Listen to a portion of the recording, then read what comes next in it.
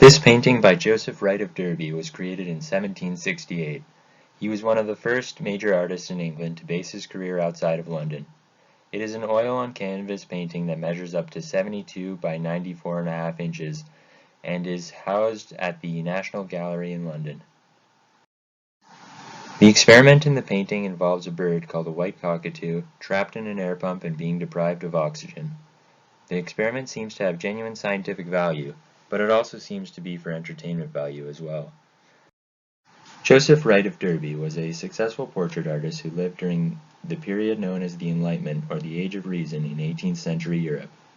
During this time, people grew to value scientific inquiry and were not content with simplistic religious explanations for natural physical phenomena in the world.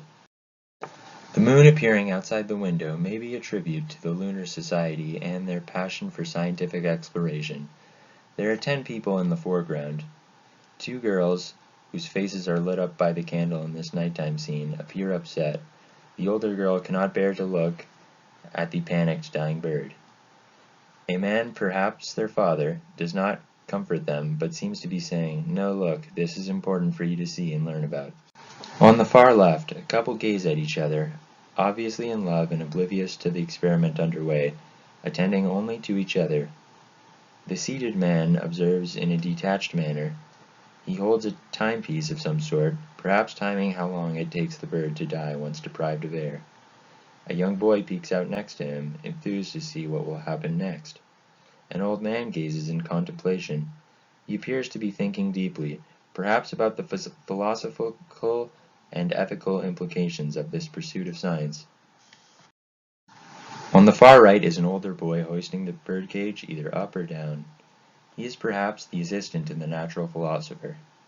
There is dramatic tension in the viewer, not knowing whether the cage is being lowered for the resuscitated bird to return to, or whether the cage is being raised as there will be no need for it with a dead bird. At the center is the scientist himself, a wild yet charismatic man who gazes directly at the viewer with his hand outstretched, as if inviting us to the event. This is an oil painting in the classical realism genre, with only a single central source of light, the candle on the table, which creates a chiaroscuro effect.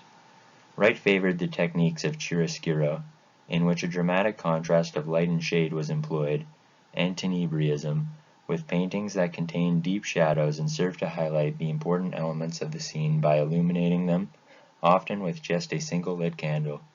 The scene he has depicted is meticulous in detail and highly realistic. As a storyteller, Wright creates a dramatic tale of life and death, God versus science, and captures that critical moment in which the outcome is unknown but imminent.